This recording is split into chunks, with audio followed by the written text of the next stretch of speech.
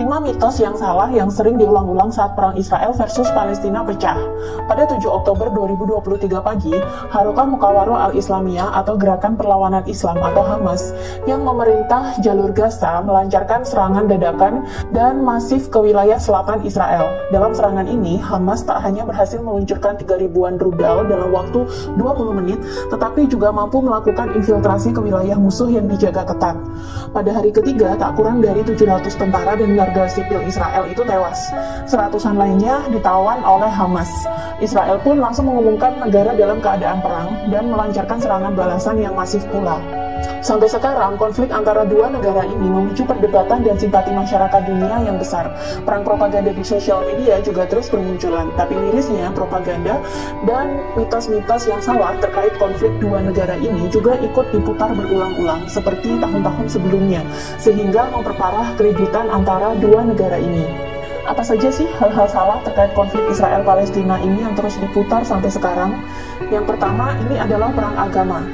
Istilah perang agama sering menjadi propaganda dalam unggahan-unggahan di sosial media yang membahas perang ini. Apalagi petinggi-petinggi Hamas juga sering menggunakan propaganda perang agama untuk meraih simpati publik. Perang ini kerap digambarkan sebagai perang agama antara Islam melawan Yahudi.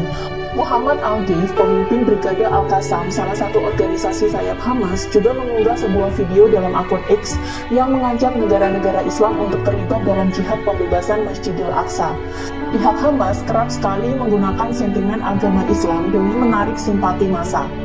Seolah-olah perang ini adalah perang umat Islam yang diwakili oleh Palestina melawan umat Yahudi yang diwakili oleh Israel. Dan perangnya adalah karena tujuan atau alasan agama. Mentang-mentang ada ayat dalam Al-Quran yang terjemahan literalnya mengarah ke kebencian terhadap umat Yahudi tanpa ditafsirkan dengan akal terlebih dahulu. Konteks menyelamatkan atau membebaskan Masjidil Aqsa juga sering dikumandangkan oleh pihak Hamas untuk menarik dukungan.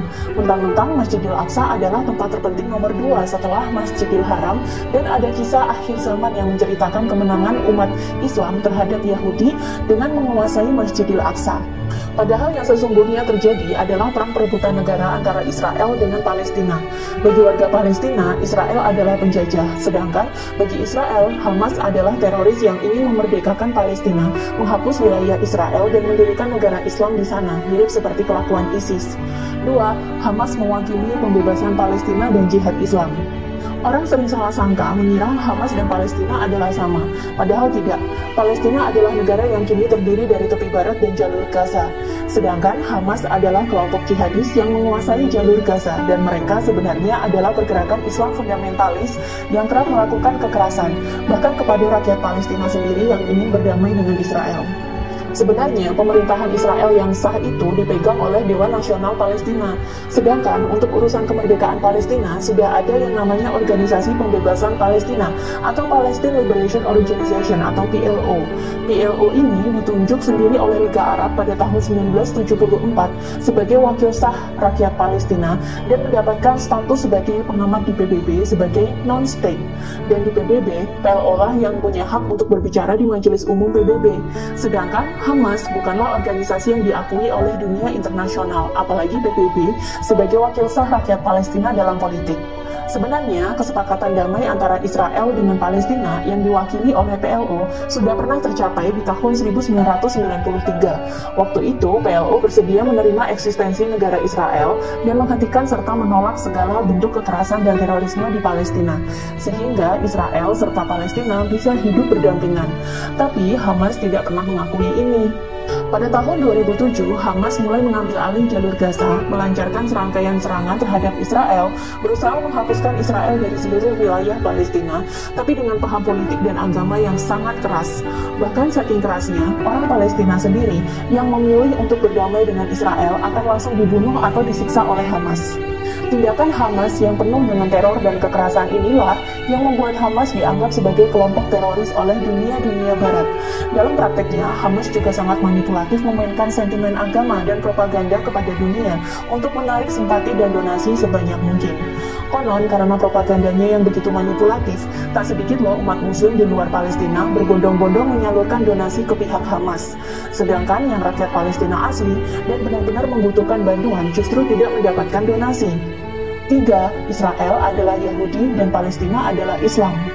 Tidak semua yang hidup di Israel adalah orang Yahudi. Di sini umat Kristen dan Islam juga ada. Ada 400 masjid yang tersebar di Israel dan sangat terawat dengan baik. Israel juga tidak membatasi umat Islam dalam beribadah dan berpendidikan.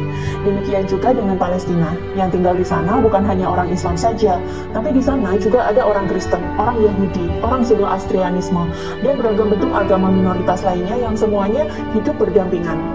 Jadi sangat salah kalau dikatakan perang Israel versus Palestina adalah perang agama, karena pada kenyataannya orang Yahudi, Kristen, dan Islam di Palestina semuanya sama-sama ingin merdeka dan hidup damai dari Israel. 4. Ini perang Islam melawan Yahudi. Pada kenyataannya, ini bukanlah perang agama. Tidak menutup kemungkinan perang proksi sangat mungkin terjadi di sini. Ini adalah perang Palestina yang ingin memerdekakan diri dari Israel sang penjajah. Israel sendiri didukung oleh negara-negara barat, termasuk NATO dan Amerika Serikat.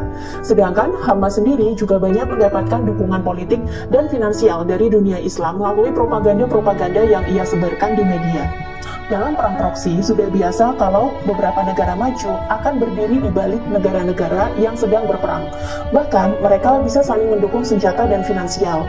Namun alasannya ini bukanlah kemanusiaan, tapi lebih ke alasan supremasi negara dan ekonomi. Perang sebenarnya mampu menentukan harga mata uang dan harga-harga komoditas lainnya. Ini akan menjadi permainan gurih bagi pihak-pihak berduit yang mampu mengontrol dunia. Karena dengan mengontrol perang, ia bisa mengontrol keuntungan.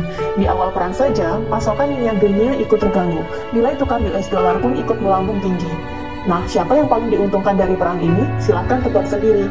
Yang jelas, bagi sebagian kecil orang, perang adalah generator uang. 5. Israel adalah penjajah sesungguhnya. Selama ini, dunia juga fokus bahwa Israel adalah penjajah sesungguhnya bagi Palestina. Tapi jangan lupa, negara Israel dulunya tidak ada sebelum 1948. Orang-orang Yahudi dulunya adalah bangsa yang berdiaspora atau menyebar ke Eropa, menghuni kota-kota di Italia, Jerman, Austria, Polandia, dan negara-negara Eropa lainnya. Mereka berdagang dan meminjamkan uang. Mereka belajar menumpuk keuntungan dari kemampuan mereka di bidang bisnis dan keuangan. Dari dulu, mereka hidup berdampingan dengan orang-orang Eropa asli. Walau sebenarnya orang Yahudi sering mengalami diskriminasi karena mereka termasuk ke dalam golongan minoritas di Eropa. Walaupun minoritas dan kadang didiskriminasi, tapi dulu orang-orang Yahudi masih bisa hidup berdampingan dengan orang-orang Eropa asli. Masalah mulai muncul saat Adolf Hitler naik menjadi penguasa Jerman. Melalui politik ras Aryanya, ia berusaha membersihkan Jerman dan negara-negara taklukan dari ras-ras selain ras Eropa atau ras Arya. Orang Yahudi, orang Gypsy, dan orang-orang lain dari ras atau suku minoritas lain di Eropa pun ditangkapi, disiksa, dan dihabisi tanpa persidangan dan tanpa kesalahan apapun. Beberapa peristiwa diskriminasi juga pecah di Eropa, di mana orang-orang Yahudi ini dijarah, dihancurkan tokonya, dan diseret ke jalan oleh pasukan-pasukan Nazinya Hitler. Orang-orang Yahudi ini juga dipaksa keluar dari rumah mereka, dikumpulkan jadi satu dalam kamp-kamp penyiksaan, dan mereka lantas dibunuh secara massal menggunakan cara-cara kejam dan tidak manusiawi. Peristiwa ini diingat sebagai Holocaust. Orang-orang Yahudi yang selamat akhirnya diberi tempat oleh Inggris dan PBB untuk dikeluarkan semua dari Eropa dan dibawa ke Palestina. Palestina dulu adalah area jajahan Inggris, dan setelah Perang Dunia Kedua usai, Inggris memberikan area Palestina itu kepada pengungsi-pengungsi Yahudi. Berawal dari kamp-kamp pengungsian, lama-lama terjadilah perang perebutan lahan antara orang-orang Yahudi ini dengan orang-orang Arab yang menghuni Palestina duluan. Namun, negara Israel pada akhirnya berhasil didirikan dan terus berkembang hingga kini. Inggris yang memulai duluan, mereka justru cuci tangan. Dan rakyat Palestina yang tidak rela tanahnya direbut Israel, terus melakukan pemberontakan dan berusaha memerdekakan diri. Kesepakatan damai pernah diupayakan antara PLO dengan pihak Israel, tapi Hamas merusaknya dan bersikeras menghapus Israel dari tanah Palestina dengan cara-cara teroris yang kejam.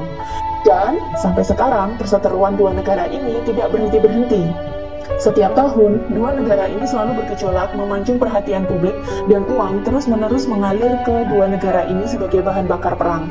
Inilah kenapa konflik ini tak kunjung bisa berakhir, karena suplai uangnya juga terus mengalir ke kedua belah pihak, baik Israel maupun Hamas. Dan propaganda-propaganda yang salah terus dilancarkan di media selama perang pecah, sehingga simpati publik berdatangan, negara-negara barat bermain di balik Israel, dan dunia Islam simpati lalu memberikan donasi-donasi besar-besaran ke Hamas.